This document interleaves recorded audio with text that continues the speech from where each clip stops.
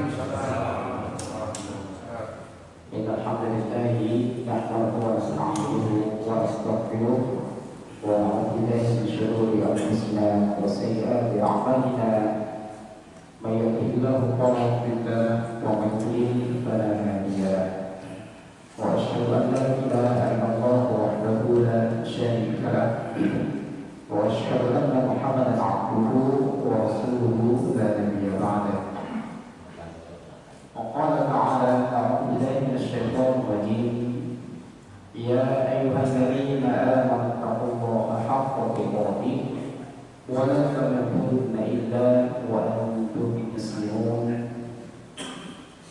يا أيها الذين آمنوا اتقوا الله وقولوا قولا سديدا يصلح لكم أعمالكم ويغفر لكم ذنوبكم ومن يطع الله ورسوله فقد فاز فوزا عظيما. وقال صلى الله عليه وسلم: فإن أصدق الحديث كتاب الله وأحسن الهدي هدي محمد صلى الله عليه وسلم وشر الأمور محدثاتها وكل محدثة بدعة وكل بدعة ضلالة وكل ضلالة في النار. اللهم صل وسلم على نبينا محمد وعلى آله وأصحابه أجمعين. أما بعد، إخواني وأخواتي بالله jamaah salat subuh yang dimuliakan Allah Subhanahu wa taala, para asatidz, ustadzah, para guru, dan insyaallah semua kita mengharapkan dari Allah Jalla wa Ala. Mari kita buka dengan pujian kepada Allah Subhanahu wa taala atas karunia iman dan Islam yang diberikannya kepada kita, juga kenikmatan sehat walafiat dan prolongan waktu yang sering kita lalaikan ketika kita dalam kondisi sakit, terpikir terbetak dalam hati kita untuk beramal saleh. Nanti kalau sudah sehat mau hadir ke masjid, nanti kalau sudah sehat mau banyak haji. Ketika Allah berikan kesehatan, malah jauh dari apa yang kita pernah ucapkan. Sama juga ketika kita sempit, pernah kita berkata, nanti kalau sudah waktunya longgar,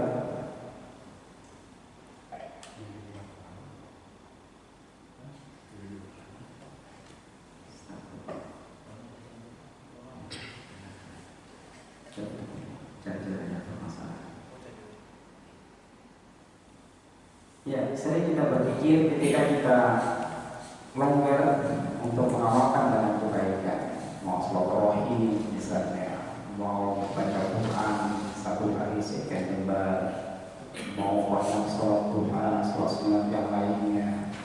Tapi ketika Allah berikan prolongan waktu kepada kita, ternyata kita gunakan untuk hal-hal yang tidak banyak manfaatnya. Maka kata Nabi yang mulia Sallallahu Alaihi Wasallam, ada dua keadaan yang sering melalaikan manusia, yaitu ketika Allah berikan kesehatan dan ketika Allah berikan kesabaran. Nah, alhamdulillah pada pagi yang indah ini kita gunakan kesehatan kita dan kita gunakan kesempatan kita ini untuk beribadah kepada-Nya.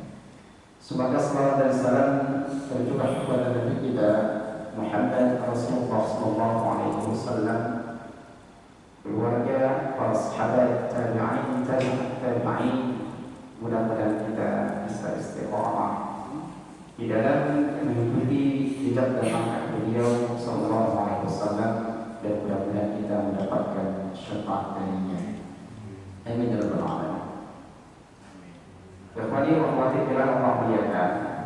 Pada pagi yang indah ini kita akan membahas tentang sifat-sifat penghuni surga. Sifatun min sifat ahli jannah. Jadi di antara sifat-sifat yang Allah dan Rasul yang gambarkan tentang penghuni surga ini amat sangat banyak sekali. amat sangat banyak sekali.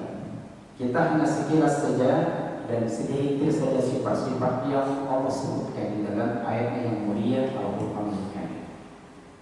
Saya mengingatkan kepada kita semua agar banyaklah berpikir, banyaklah bermimpi, berangan-angan untuk masuk surga. Bahkan ketika kita mau tidur saja, upayakan kita sudah memikirkan surga. Karena terminal akhir kita ini ada dua. Mungkinkah naudzubillah di neraka, ataukah mudah-mudahan di surga?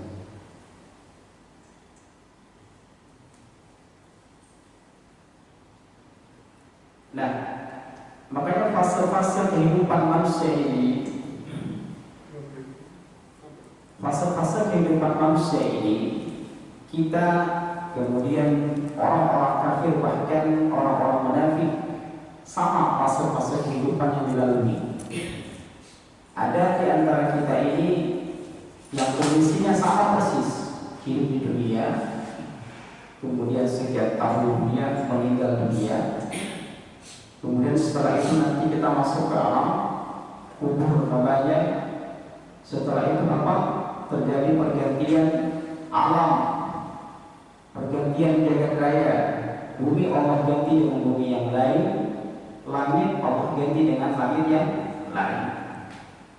Setelah itu Allah bukan trompet yang kedua kalinya, bangkitlah manusia dan berkumpul di padang mahsyar 50.000 tahun lamanya. Kemudian Allah kirim terus sampai ke namanya peristiwa Yaumul Hisab. Sekian tahun namanya, kita tidak tahu pasti. Kemudian Yaumul Mizan, terus sampai kepada apakah kita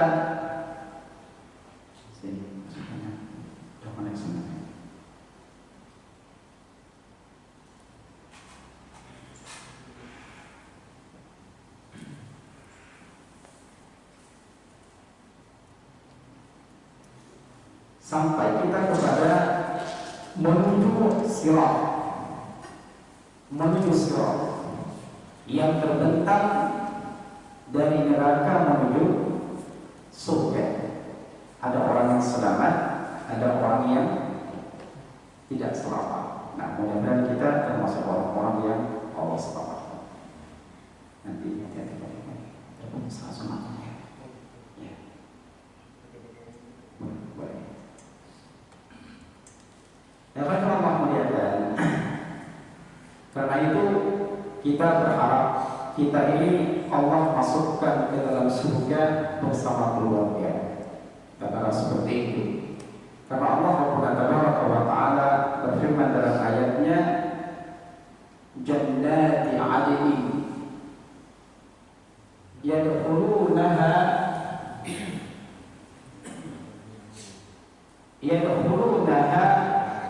wa man salaha min abaihim wa azwajihim wa dhurriyyatihim.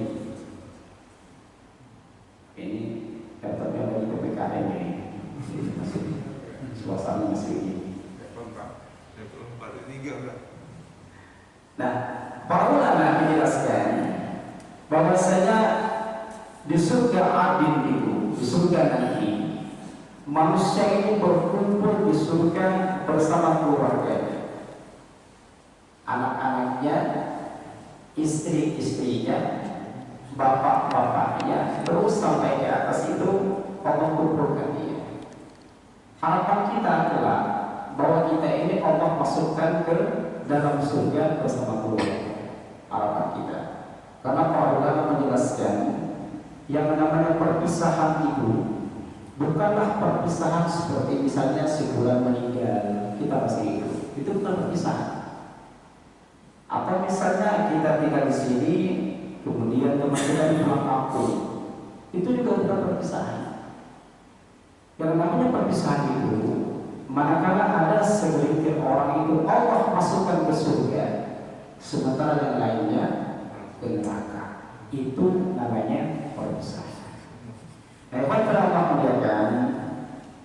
Ada hadis yang memotivasi kita agar kita ini mudah dan gampang untuk masuk surga. Mudah dan gampang untuk masuk surga. Walaupun sebenarnya surga ini harus diraih dengan perjuangan, dengan pengorbanan, dengan tangis bahkan, dengan darah juga mungkin. Di antara hadis Nabi yang mulia, beliau bersabda dalam hadis Imam Ahmad, "Man sa'alallaha al-jannata thalatha marrat." Siapa yang meminta kepada Allah surga sebanyak 3 kali. Siapa yang meminta surga kepada Allah sebanyak 3 kali, qalatil jannatu, maka surga ini akan berdoa. Karena surga ini adalah makhluk ciptaan Allah, berdoa, Allahumma adkhilhul jannah. Ya Allah, tolong masukkan si fulan ini, si fulanah ini yang sudah minta surga 3 kali. Wa man istajara minan nar, siapa saja yang minta kepada Allah perlindungan dari neraka, wa qalatin nar, maka neraka ini akan berdoa, Allahumma ajirhu minan nar. Ya Allah, tolong masukkan, jauhkan dia dari neraka. Nah, ini keutamaannya kalau kita berdoa kepada Allah, minta surga 3 kali, kemudian berlindung kepada Allah dari neraka 3 kali.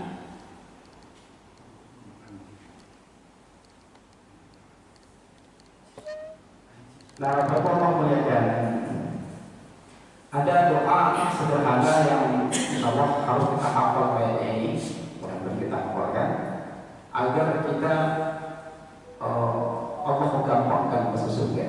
Kita lihat doanya dalam hadis Imam Ibnu Majah.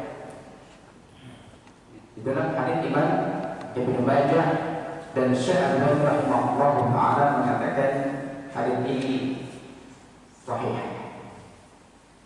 Doa beliau sallallahu alaihi wasallam, Allahumma inni as'alukal jannah.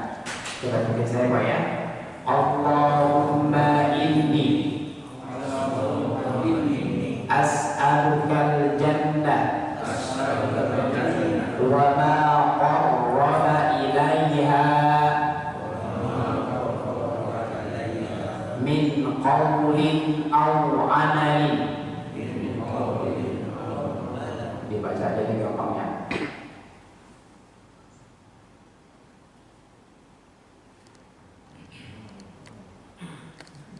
Baik, kita ulangi lagi habisnya. Rasulullah mengajarkan doa, Allahumma inni, ulangi, Allahumma inni as'alukal jannah wa ma qarraba ilaiha min qawlin aw amalin. Ini minta surga. Allahumma inni as'alukal jannah. Ya Allah, aku minta kepada surga. Kan pemilik surga siapa? Allah Subhanahu wa ta'ala. Wa ma qarraba ilaiha, dan hal-hal yang mendekatkan aku kepada surga. Min qawlin aw amalin, apakah itu perkataan ataukah itu perbuatan. Lanjutkan doa berlindung kepada Allah dari neraka. Ikutin saya, wa a'udzu bika minan nar wa ma qarraba ilaiha min qawlin aw amalin.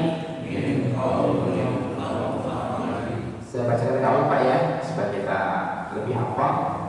Agak nih, Allahumma inni as'alukal jannah. Ayo, Allahumma inni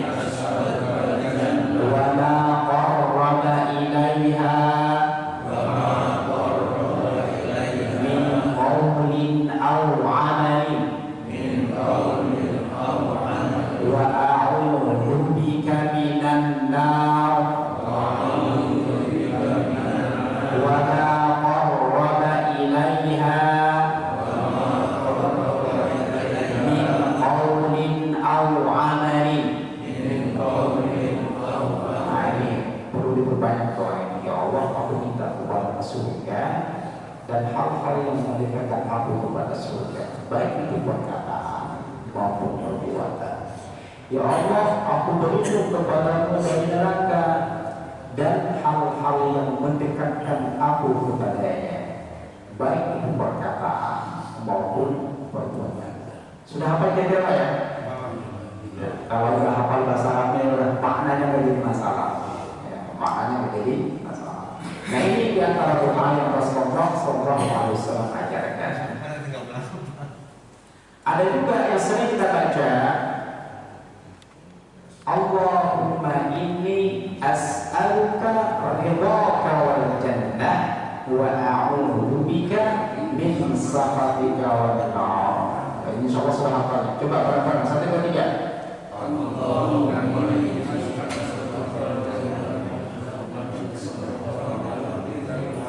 Iya, ini yang lagi terawih masih hafal ya.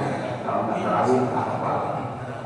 Allahumma inni as'aluka ridhaka wal jannah wa a'udzu bika min sakhatika wan nar. Ya Allah, aku minta kepadamu ridha dan surga.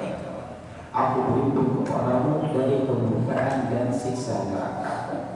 Nah, kalau Allah muliakan, kenapa kita terus bermimpi, berangan-angan, bercita-cita, berharap supaya kita masuk surga? Karena kenikmatan surga ini dahsyat sekali. Sampai-sampai Allah Subhanahu wa Ta'ala dalam ayat Qudsi berfirman, "A'adatu li'ibadiyas shalihin." Aku sudah menyediakan bagi hamba-hambaku yang saleh mala ainun ra'at, sesuatu yang tidak pernah terlihat oleh mata. Ini keindahan surga. Jadi mata kita yang hari ini hari-hari melihat apa saja itu nggak bisa dibandingkan dengan kenikmatan surga.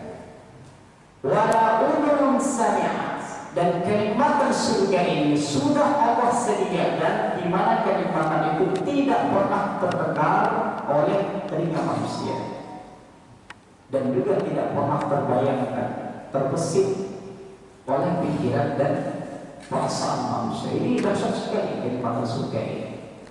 Jadi misalnya kan ada orang ngomong, enak banget kayak surga, itu ngomong kosong gitu. Jadi nggak betul ngomong seperti itu. Jadi kenikmatan surga ini nggak pernah kita rasakan. Jadi dahsyat sekali, masya Allah. Nah, kan Allah muliakan. Di antaranya misalnya, ini di antara segelintir saja kita sampaikan tentang beberapa kenikmatan surga.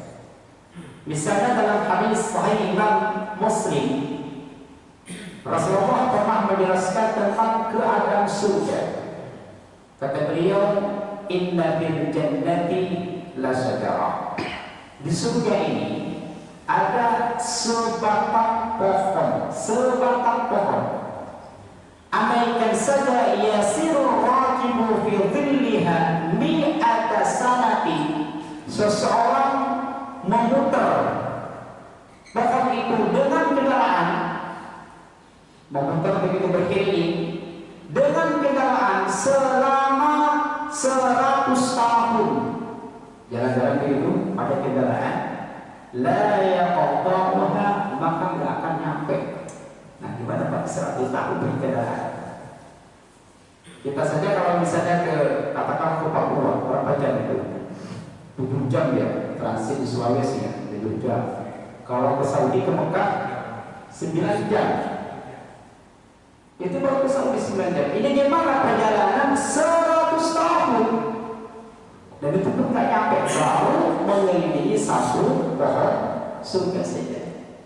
Sementara di surga ini banyak pohon sekali, banyak pohon.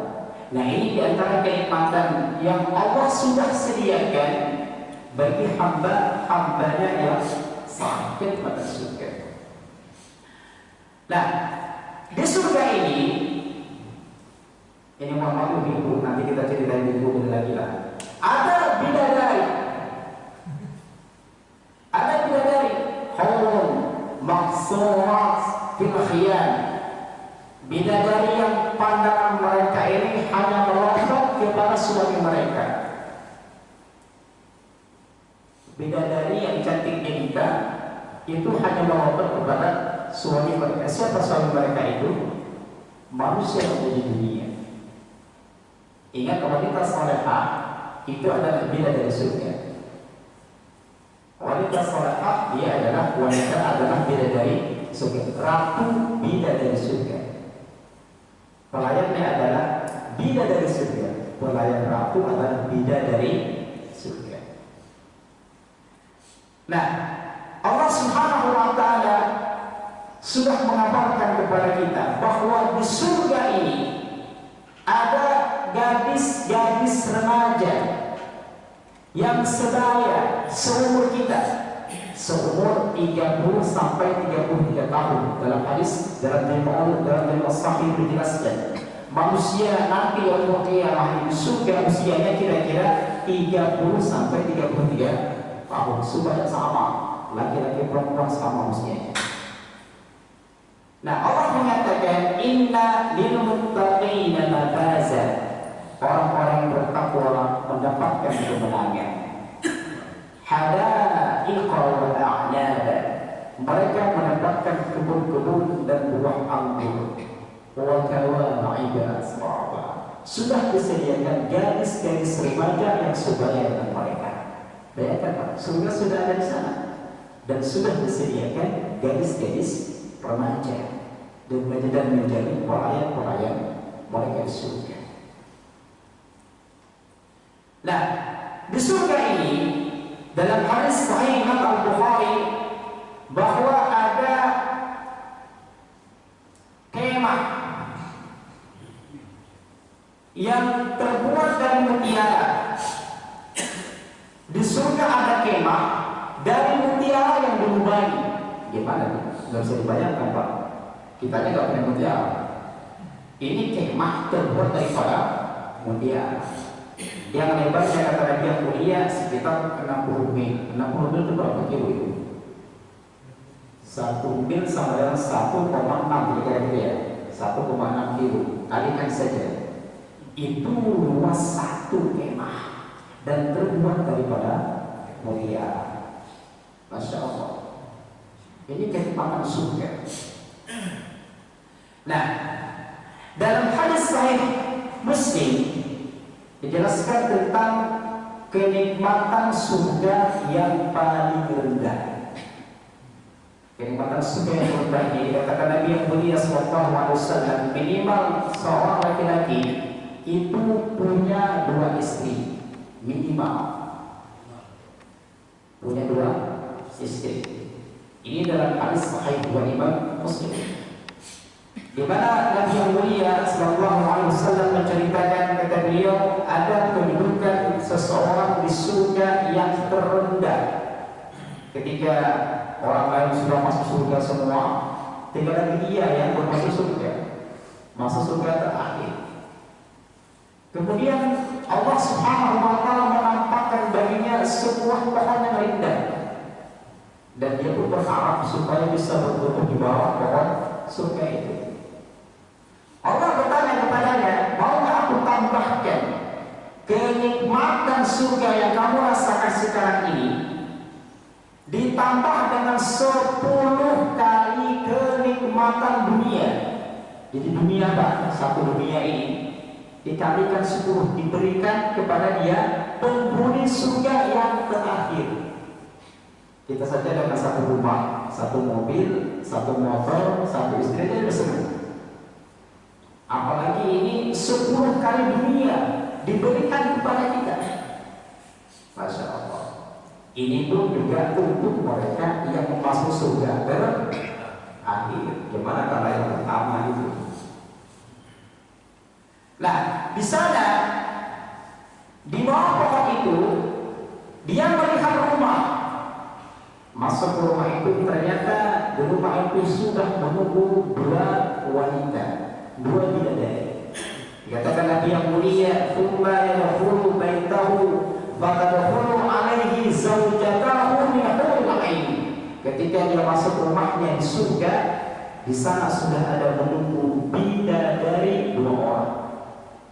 Dan berkata kepada laki-laki itu, apa kata laki-laki? Apa kata bidadari itu? Alhamdulillahilladzi ahyaka lana wa ahyana laka.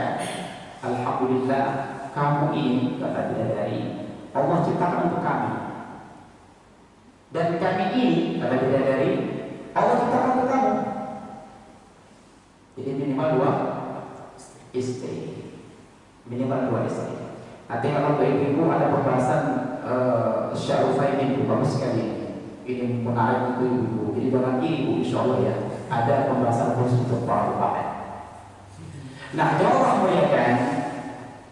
Di surga ini, bagi mereka yang masuk surga terakhir, atau mereka yang memiliki kenikmatan surga terendah, dikatakan oleh Ibnu Umar radhiyallahu anhuma, dan hadis ini sahih dari Imam Al-Baihaqi, kata Rasulullah sallallahu alaihi wasallam, inna adna ahlil jannati manzilah.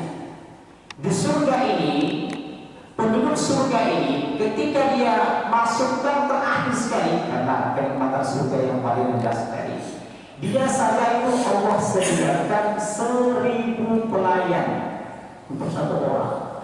Kita pelayannya 1000. Itu pun kenikmatan surga yang terendah sekali.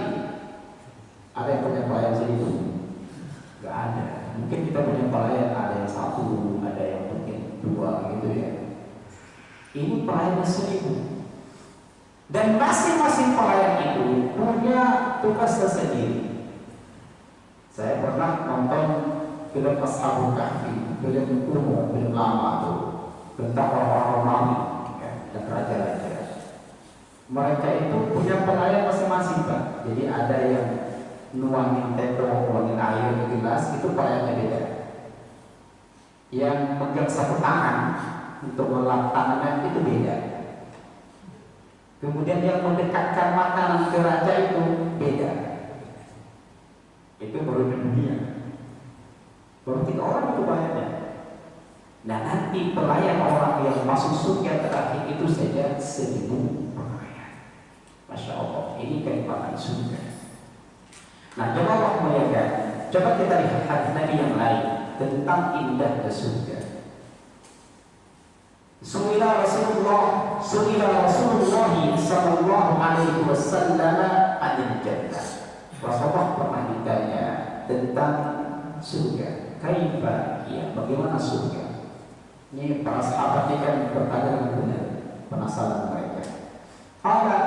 Beliau bersabda, man yadkhulul jannata, siapa yang masuk surga itu, yahya la yamut, dia akan senantiasa hidup dan tidak pernah mati.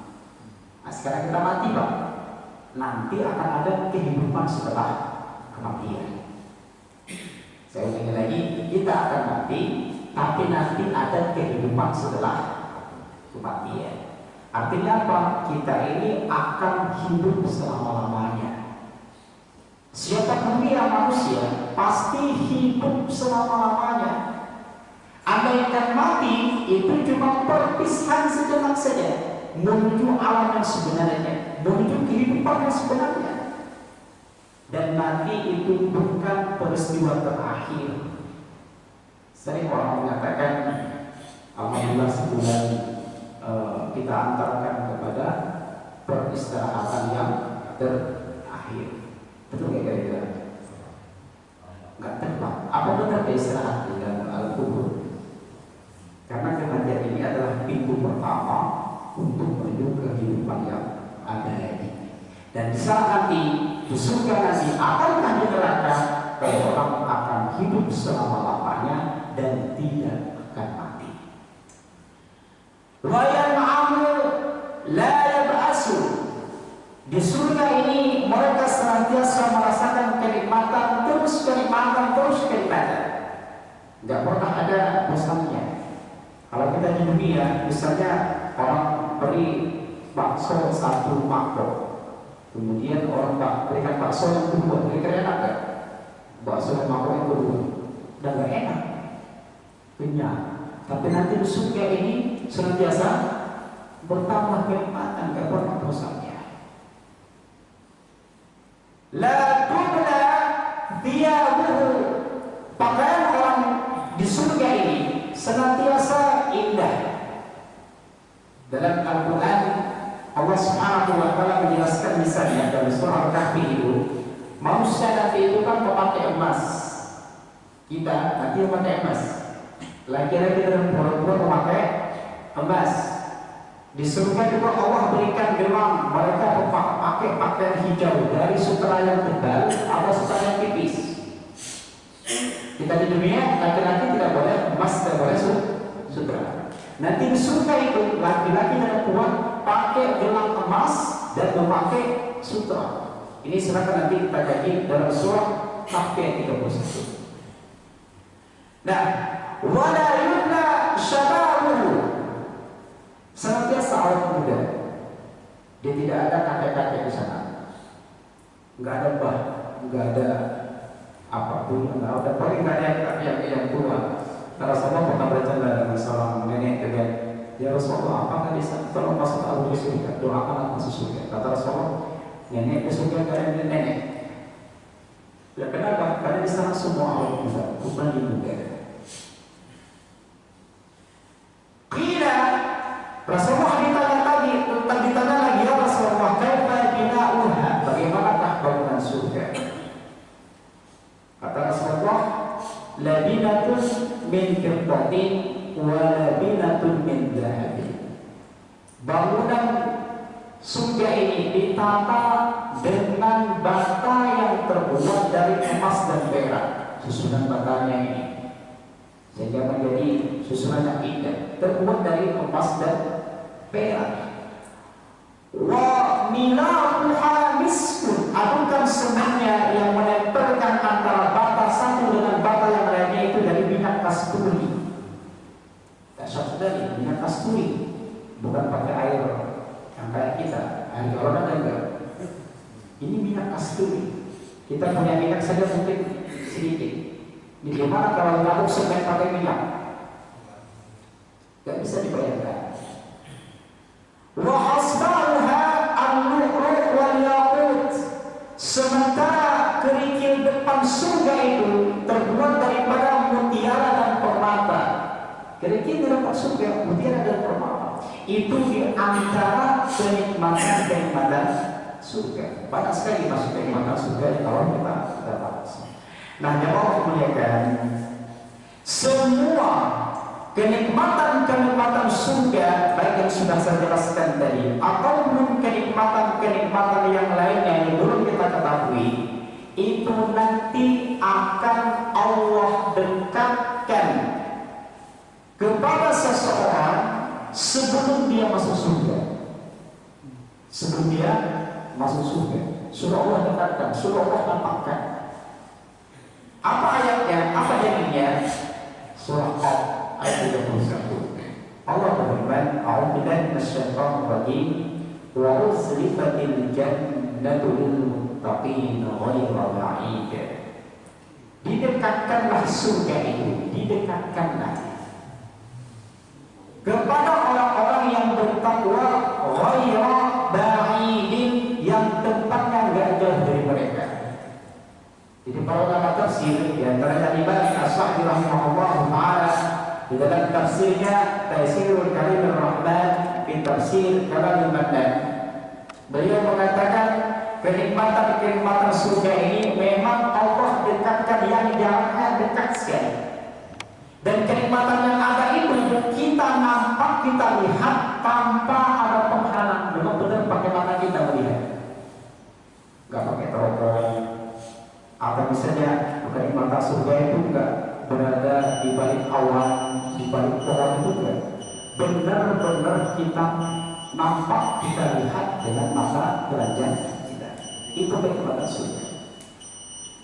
Nah, hanya saja kata Imam As-Sa'di rahimahullah taala, li ajlil muttaqina li rabbihim, kenikmatan surga ini Allah sediakan untuk mereka yang bertakwa kepada Rabb-Nya.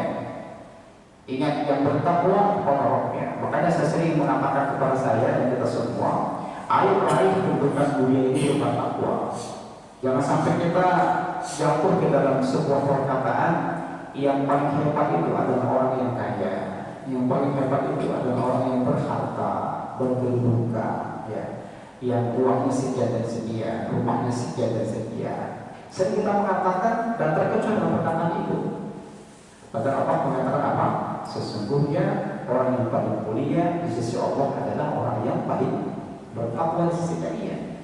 Ya. Nah, Allah sediakan ini untuk orang yang bertakwa.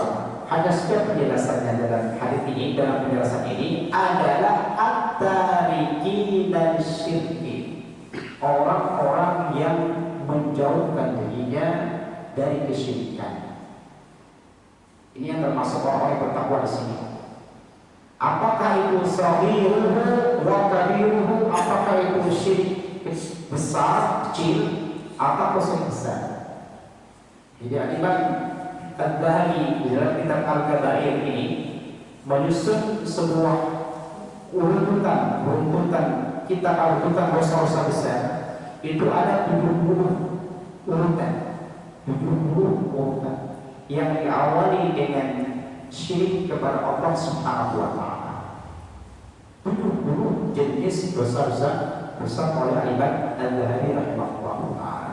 Nah, syirik kecil itu diantaranya adalah ar-riya, berbuat karena selain Allah Subhanahu wa Ta'ala. Nah, coba lihat, kita akan membahas sebagai muqaddimah sifat penghuni surga. Saya berharap kita masuk di dalamnya. Siapa mereka yang memiliki sifat penghuni surga, di mana kelak Allah akan dekatkan kepada dia kenikmatan surga sementara dia belum masuk surga. Ayatnya surah Al-31-35. Silakan nanti didalami di rumah. Allah berfirman, wa uzlifatil jannatu lil muttaqin ghayra ba'id. Hadza ma tu'aduna li kulli awwabin hafiz. Cukup sampai 31-32 dulu. Allah sediakan surga. Allah dekatkan surga kepada orang-orang yang bertakwa, yang jaraknya dekat sekali. Hadza ma tu'aduna, dan ini adalah sebuah kepastian yang dijanjikan kepada kalian, yaitu likulli, untuk setiap mereka yang memiliki sifat awwab. Allah itu kalau kita buka Al-Quran terjemah Departemen Agama itu maknanya adalah orang yang kembali kepada Allah, dalam kurung bertaubat kepada Allah. Kenikmatan surga ini Allah sediakan untuk mereka yang memiliki sifat awwab. Hafidhin dalam terjemahannya itu adalah mereka yang memelihara peraturan-peraturan Allah. Coba kita lihat pasti ayat ini 31-32 terus kepada sampai 35 berdasarkan tafsir para ulama. Nah, saya mengambil 3 tafsir saja. Pertama, dalam tafsir Jami'ul Bayan fi Ta'wil Al-Quran oleh Imam At-Tabari. Yang kedua, dalam tafsir Al-Qur'anul Azim oleh Imam Ibnu Katsir. Yang ketiga, tafsir Al-Jami' li Ahkamil Quran oleh Imam Al-Qurtubi. Kita mau lihat 3 tafsir ini dalam mendefinisikan siapa mereka yang dikategorikan sebagai awwab. Nah, yang pertama,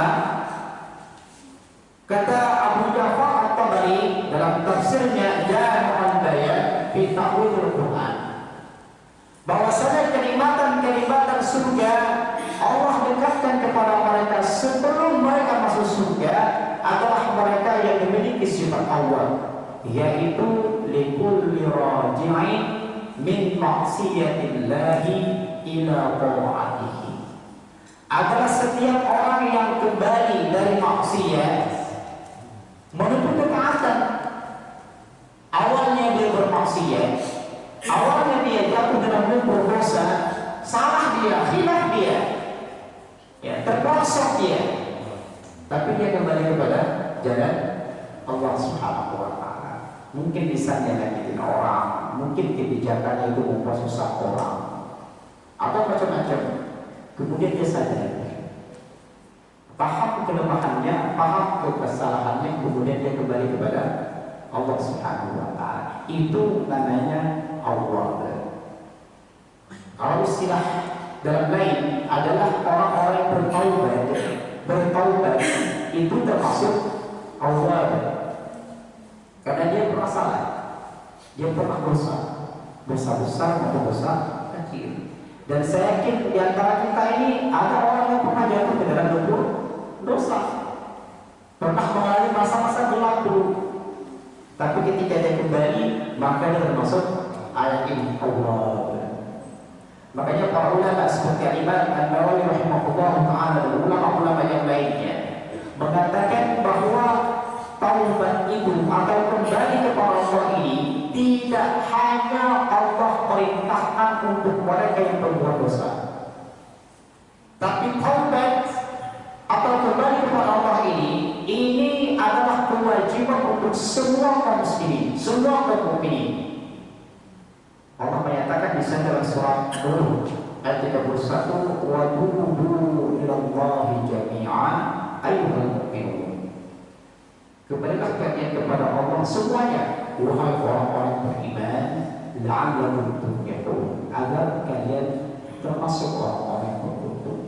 Nah, ini penjelasan para ulama bahwa saya kembali kepada Allah ini tidak hanya bagi mereka yang salah, yang berdosa, tapi untuk orang-orang beriman semuanya. Kemudian Allah perintahkan untuk bertaubat. Ketika orang menjauhkan dirinya dari dosa karena dia paham itu dosa, ketika sebulan itu menghindarkan dirinya dari maksiat karena dia tahu maksiat, maka Allah Subhanahu wa Ta'ala akan berikan kepadanya sebuah keindahan, sebuah kemuliaan. Ada salah seorang ulama yang bernama Ibnu Abi Dunya. Beliau menulis kitab namanya At-Taubat. Kata beliau, in kunta sallamta minal ma'asi, kalau kalian ini selamat daripada maksiat, artinya kalau kita berjalan terus berpikir, mudah-mudahan saya tidak melakukan dosa, mata kita, telinga kita, tangan kaki kita, hati kita, siapa saja yang siapa saja yang selamat dari maksiat, jauh dari maksiat maksudnya, fa innaka fi afiyati, maka ketahuilah bahwasanya dirimu itu di dalam keselamatan. Dalam keselamatan. Wa illa, kalaulah kalian berada di komunitas maksiat atau melakukan maksiat, fala da'un adwa minas dzunubi, maka tidak ada penyakit yang amat sangat berbahaya kecuali dosa. Ini perkataan para ulama dulu dan sampai sekarang berlaku. Kalau sekarang kita kan ngomongnya beda, penyakit berbahaya adalah corona, gitu. Kalau orang dulu ngomongnya, para ulama ngomongnya dulu, penyakit yang paling berbahaya itu adalah dosa. Jadi siapa saja yang menjauhkan dirinya dari dosa, maka dia dalam kelompok al-afiyah, keselamatan. Para ulama menjelaskan ada definisi al-afiyah ini. Jadi orang yang selamat itu begini, Pak. Kata para ulama, pertama ada 3 definisi selamat ini. Yang pertama, as-salamatu minal afati di dunyawiyah, dia itu selamat dari kesulitan menghadapi problem kehidupan. Ini orang yang al-afiyah, orang yang selamat. wasyada'i ad-dunyawiyah, dan Allah berikan kemudahan dalam menghadapi pintu kehidupan. Jadi orang yang jauh dari maksiat, maka Allah mudahkan dia dalam menempuh hidup ini. Ada program pun bisa diselesaikan. Itu manfaat daripada jauh dari maksiat. Yang kedua, as-salamatu minal asqam wal balaya. Orang yang jauh daripada maksiat, maka dia akan Allah selamatkan dari berbagai macam penyakit dan bala. Ini manfaat daripada maksiat. Allah akan jauhkan kita dari penyakit-penyakit ataupun bala. Mungkin bala hari ini ya, seperti kondisi hari ini lah, Allah besar. Andaikan bala itu datang, andaikan musibah itu datang, maka pengertian al-afiyah yang ketiga adalah adamul ibtila, Allah hilangkan bala itu, Allah jauhkan dia dari bala, atau kalau kena, atau kalau dia tertimpa, wasabru 'alaiha, Allah berikan sifat sabar dalam jiwanya. Waridha bi qada'iha, dan dia pasrah menerima kenyataan. Nah, ini orang yang jauh daripada maksiat begitu Pak. Dia kalau tertimpa, ini apa Allah, ini sudah ketentuan Allah. Ya bukan mulu macam-macam, ini gara-gara ini gara-gara surat macam-macam. Tapi dia menyerahkan dirinya kepada Allah. Ini hebat pengaruh orang yang jauh daripada maksiat. Dia termasuk orang-orang yang al-afiyah. Yang pentinglah Allah muliakan. Kita kembali kepada sini, bahwasanya kenikmatan surga ini Allah janjikan kepada mereka yang memiliki sifat Allah, yaitu mereka yang kembali kepada Allah Subhanahu wa Ta'ala. Awalnya dia bermaksiat, berdosa. Dulu dia jarang sholat, sekarang bahkan sholatnya istiqomah. Dulu jarang bermesti, sekarang rutin bermesti. Dulu barangkali masbuk, sekarang tidak bukan lagi masbuk. Nah, itu namanya pernah hilang, pernah dosa, dia kembali kepada jalan Allah Subhanahu wa Ta'ala. Nah, ini sekedar topik saja, Bapak Ibu Bapak. Insyaallah kita akan lanjutkan kajian kita insyaallah tentang definisi Allah ini menurut ulama tafsir yang lainnya. Insyaallah ya, ada beberapa penjelasan para ulama. Itulah kira-kira yang bisa disampaikan pada kajian kita ini. Kesimpulannya adalah bahwasanya Allah sudah menyediakan kenikmatan surga itu, dan kelak Allah akan mendekatkan kenikmatan surga itu tanpa ada penghalang, dan itu diberikan, diperlihatkan kepada mereka yang memiliki sifat Allah, yaitu orang yang kembali kepada jalan Allah Subhanahu wa Ta'ala. Mudah-mudahan kita termasuk di dalamnya. Wassallallahu ala nabiyyina Muhammadin wa ala alihi wa ashabihi ajma'in. Kita tutup dengan kafaratul majlis. Subhanallahumma wa bihamdika asyhadu an la ilaha illa anta astaghfiruka wa atubu ilaik. Assalamualaikum warahmatullahi wabarakatuh. Waalaikumsalam.